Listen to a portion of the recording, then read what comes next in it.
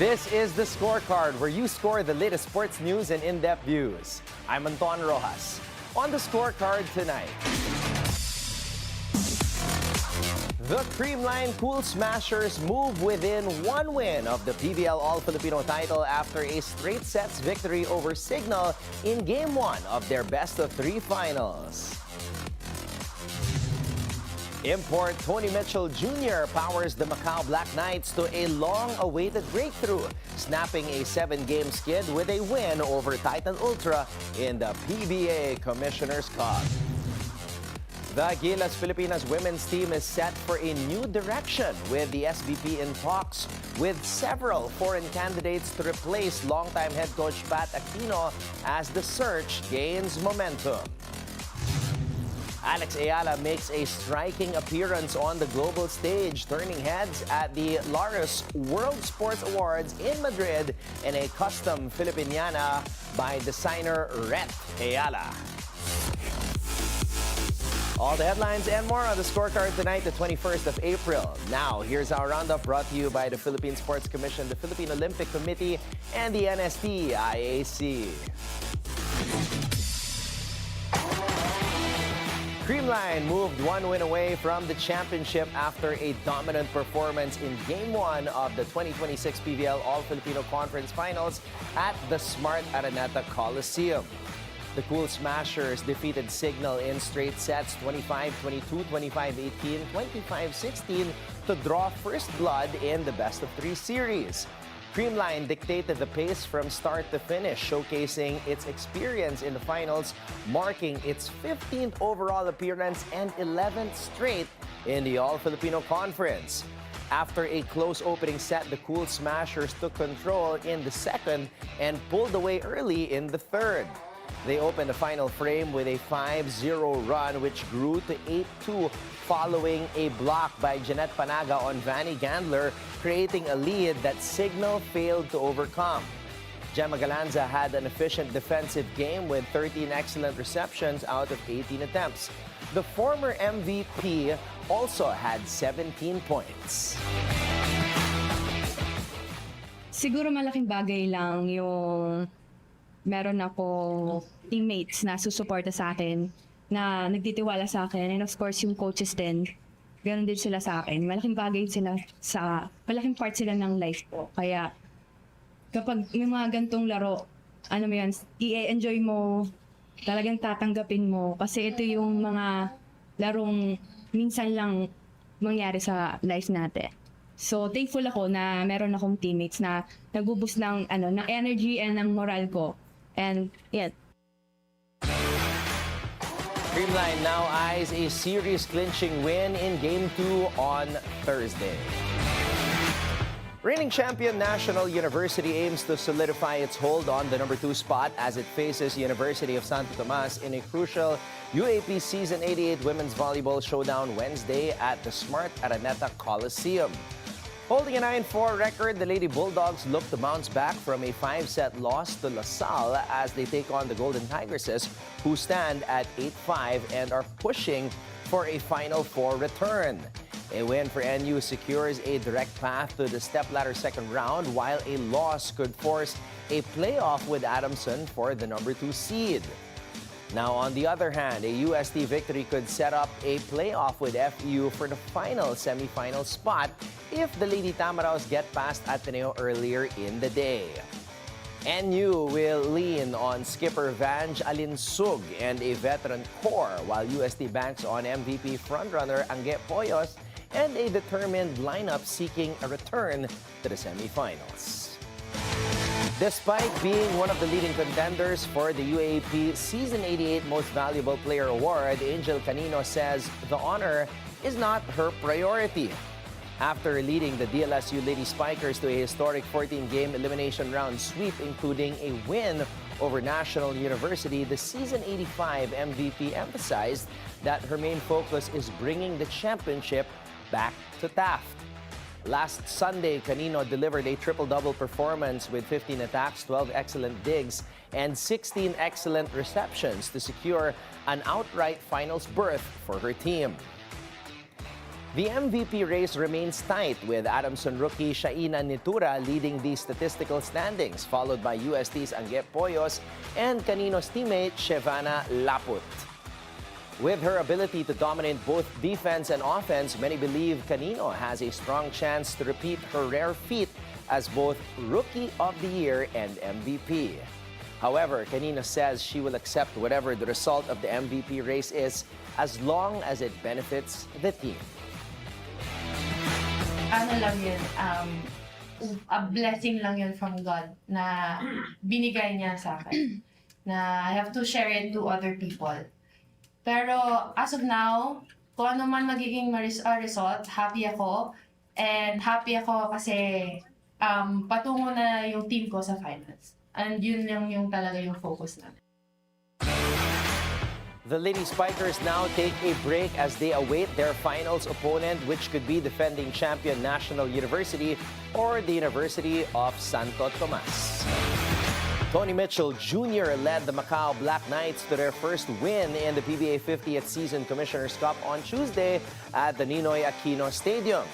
After dropping their first 7 games, the Black Knights finally broke through with a 119-107 victory over Titan Ultra.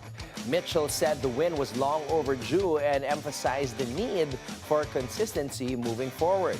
The former NBA MVP, who entered the game as the team's leading scorer with 20.4 points per game, received strong support from his teammates. Jenning Leung scored 32 points, while Damian Conky and Phoenix Shackelford added 23 and 18 points respectively. Mitchell contributed 18 points, 14 rebounds, 2 blocks, 1 assist, and 1 steal in nearly 41 minutes of play. We've been due for a game like that.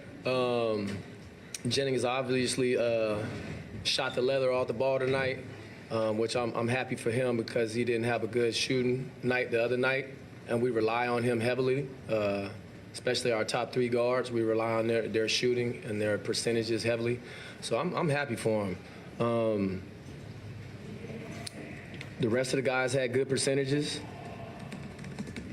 Had guys coming off the bench knocking down threes. So we got some input from our bench. Macau played with only 9 players due to prior commitments, but managed to stay in playoff contention, moving within half a game of Blackwater for the 11th spot.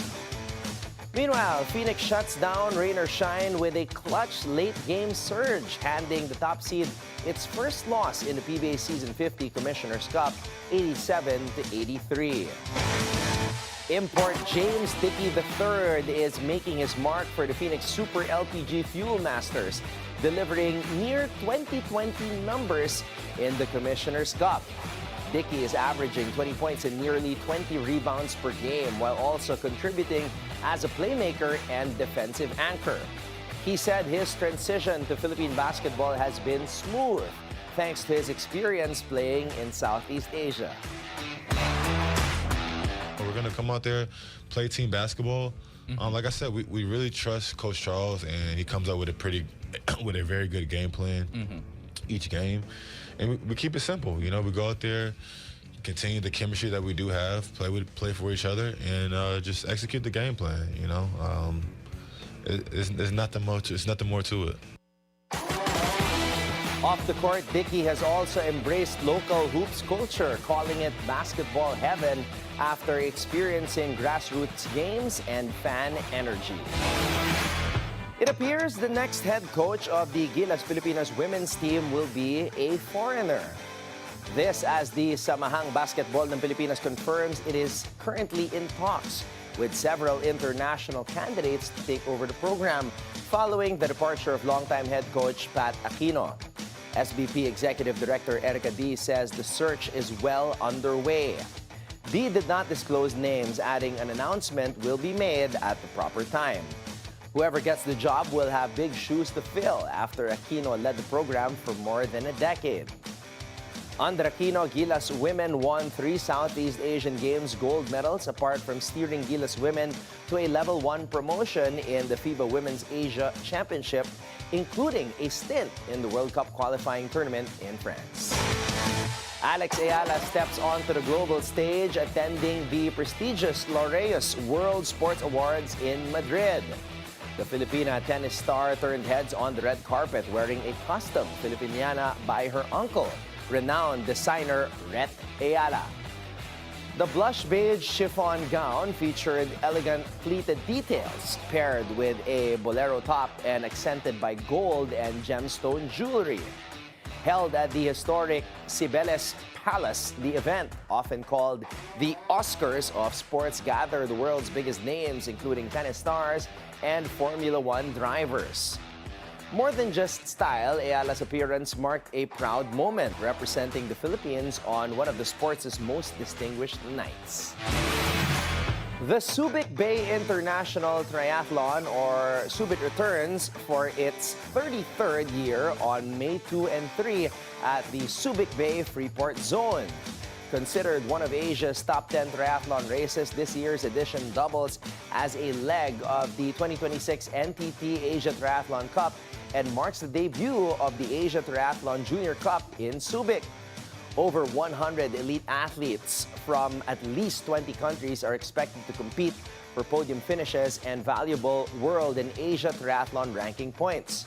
Japan looks to defend its title after Takuto Oshima and Manami Hayashi ruled last year's race, while Filipino bets, including Raven Alcoseba, aim for a stronger showing on home soil. Races include elite, junior, youth, and age group events, with registration still open for what organizers expect to be an action-packed weekend.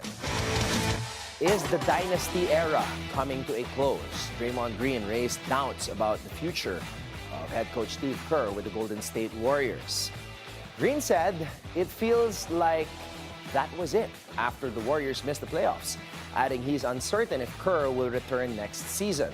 Kerr, who led Golden State to 4 NBA titles, also admitted he is unsure about his future, saying he will take time before deciding his next step. The Warriors finished just 37-45, marking their second playoff miss in 3 years. With key figures like Stephen Curry and Green also facing uncertain futures, questions now surround what comes next for the franchise. Meanwhile, here are the results from around the league.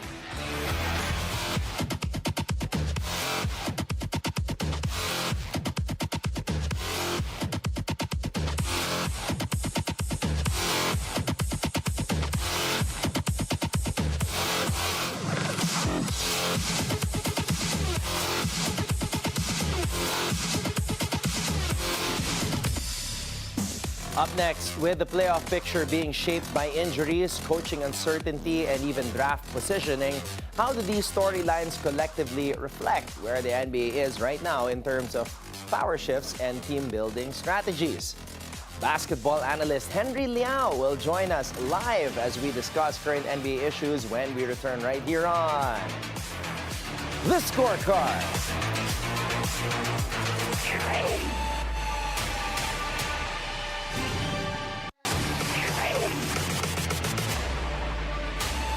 Welcome back to The Scorecard. With injuries, coaching uncertainty, and draft implications all in play, are we seeing a shift in the NBA landscape right now? Joining us is basketball analyst Henry Liao. Henry, thank you so much for joining us in the flesh. Lagi tayo nagkakausap online, but now you're here in the studio. Thank you so much for joining me on the show. That's right, because I'm be paid well. Well, eto na nga, Henry, napakainit ng mga bakbakan natin sa NBA. Let's start with the series between Houston and LA. Obviously, Kevin Durant surprisingly did not play in game number 1. The word is, nagbanggaan daw yung mga tuhod ni Kevin Durant and a teammate in practice. So, namaga, hindi siya nakapaglaro. But Luka Doncic, Austin Reeves did not play in game 1 as well. LeBron James took over. Do you think now that LeBron is energetic at ganado siya, the Lakers have the edge? I wouldn't put it this way, no? It's one game, and I still feel it's a fluke. You know, no, I am a Lakers fan. No? Yeah. The thing is, you know, you took that first game. Talaga nga, it so happened the Lakers were hot. the Warriors were, because if you look at the other stats, they got the offensive rebounds, they got what they wanted. It's just that they couldn't shoot the ball into the ocean. Well, the Lakers were breaking the shot, and LeBron turned out to be a facilitator. No? But more than that, the bottom line is the Lakers bought time for these two guys to come back. No? For Luka and Reeves to come back sometime during the series because they won Game 1. Yeah. That assures a Game 5. Who knows if they win tomorrow and Durant doesn't show up again? They've gotten another game to buy time. So the longer the series goes, the better the Lakers' chances are. So now that they won game number 1, I feel like the Lakers believe that they can actually win this series because prior to the series starting, a lot of people counted the Lakers out. But without Kevin Durant, I think Houston was exposed in this series. Is it sustainable na si LeBron na nagdadala at llamado na ang Lakers dito sa seryeng ito without the Rockets having Durant? Put it this way, it's still the shooting. Because in that game, the Lakers were really, really doing well offensively, while the Rockets were at their worst shooting-wise. You know, the shooting percentages, they had more shots, but they shot just 37% shooting. That's why when you see how come the Lakers had only a lead of 9, because at that time, the Rockets were still getting the second chances. So happened even the second chances didn't go in. So that was something that's why I said the fluke, no? The real, I think the real Rockets, of course, if Durant is not there tomorrow, that's another thing, no? But I don't think the Lakers can sustain that higher shooting, nearly 58%. So I'm looking at that angle, and I don't think the Lakers will get a shoot again 60% tomorrow. So you think Houston has the edge even without Kevin Durant? Yes, at the moment, yes. But my point is, the Lakers are buying a lot of time. You know, after this series, they go to Houston. That's another extra day. So each day that they can survive and see Luka and Austin Reeves coming in sometime during the series, the Rockets will then have a problem. So I think tomorrow if the Lakers win, that creates a lot of problem for the Rockets. But if they lose, well, we'll just have to wait. Maybe there's a miracle that Luka comes back. Stem cell, maybe.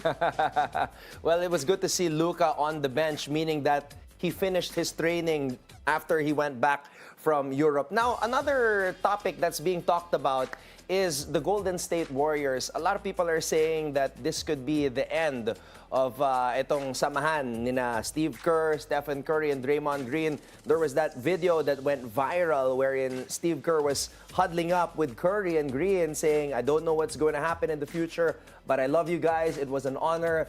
Henry, do you think this is the end? Is this it? You believe that?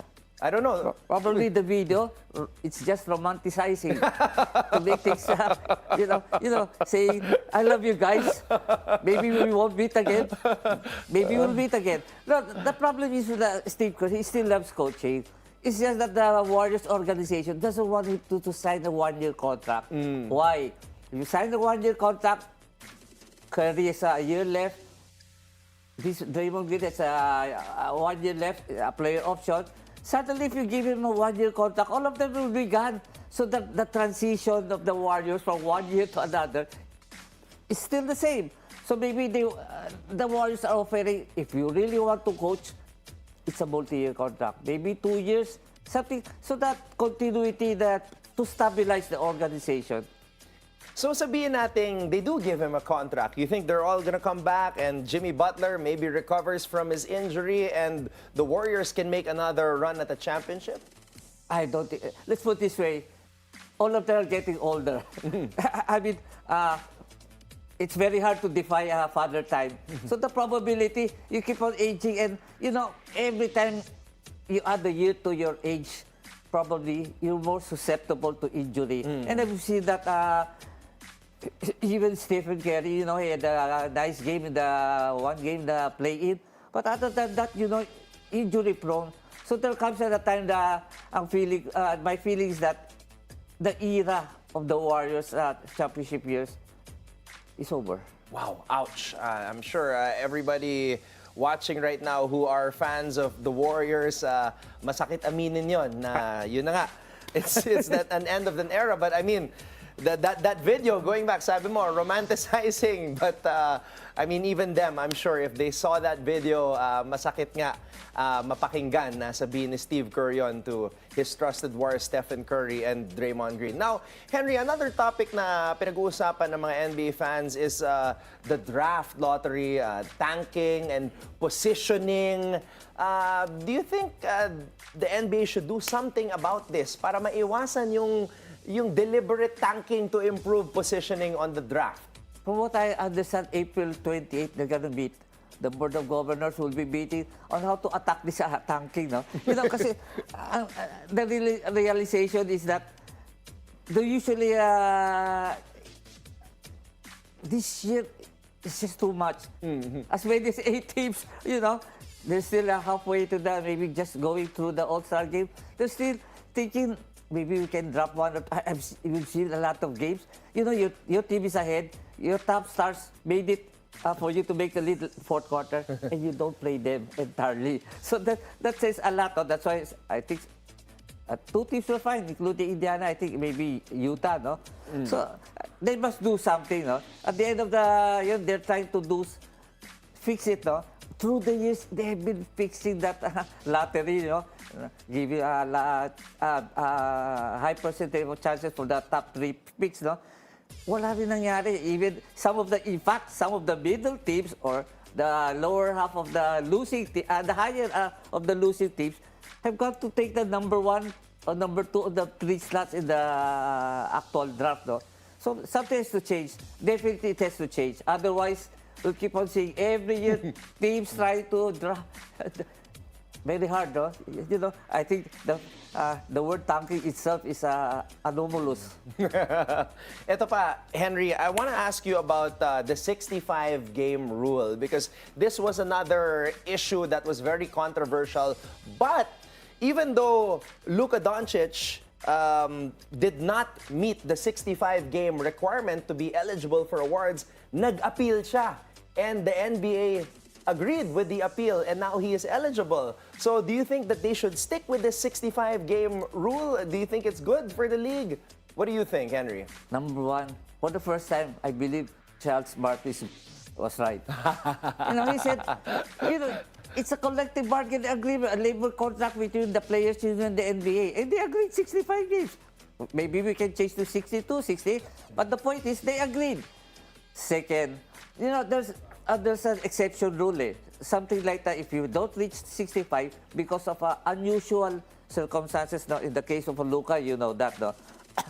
But in terms of injuries, siguro kaya nga the coach of the Minnesota said, what's the difference between maybe a Cade Cunningham getting injured and not being able to play, and also this guy, Anthony Edwards, who had injuries, so 11 the last 30 years didn't play. It so happened that Cade, I think, reached 64, no? 64, 63. Yeah. But si Anthony Edwards, 60.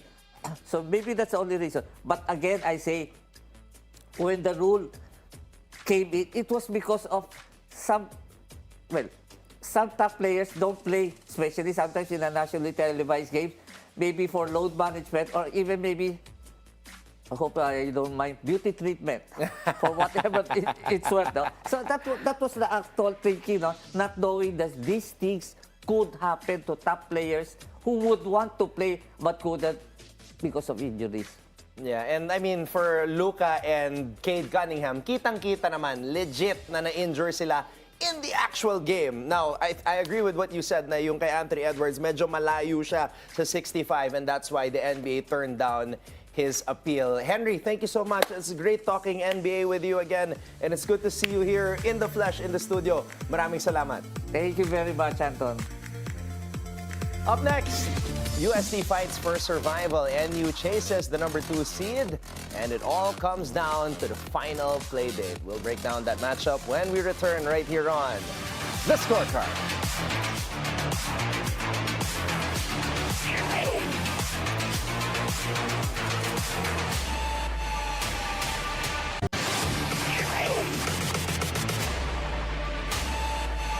Welcome back to the Scorecard. It's time to keep your eyes on the prize. So it all comes down to this: do or die implications, playoff scenarios, and Final Four dreams on the line as the UAAP Season 88 women's volleyball eliminations hit their final play date. Front and center, the University of Santo Tomas Golden Tigresses taking on the National University Lady Bulldogs in a high-stakes showdown at the Smart Araneta Coliseum. For UST, the equation is simple: win and you're in. The Golden Tigresses are chasing a 6th straight Final Four appearance, bringing an 8-5 record into this crucial match. A victory over NU secures their spot. No more playoff, no complications. But the loss opens the door for Far Eastern University to force a do-or-die playoff for the last Final Four slot if the Lady Tamaraws defeat Ateneo in the earlier game. UST knows what's at stake. The challenge from the coaching staff: give 100% or risk letting their season slip away. For Angge Poyos and the Tigresses, it's about composure, patience, and a complete team effort to finish strong. Now, over on the other side, National University isn't just playing spoiler. They're playing for position. The Lady Bulldogs hold a 9-4 record and are still in the hunt for the number 2 seed and the crucial twice-to-beat advantage in the stepladder format. But they're coming off a heartbreaking 5-set loss to De La Salle University, a result that cost them a direct path to that advantage. Now, the mission is clear: just beat UST and finish at 10-4 and secure a bye into the second phase of the stepladder. Ara Paniquez says the team is ready to bounce back, and they'll use that tough loss as fuel in this crucial match. So, everything to play for: survival for UST, positioning for NU, and scoreboard watching for FEU. One match, multiple fates. The road to the Final Four and beyond gets decided tomorrow.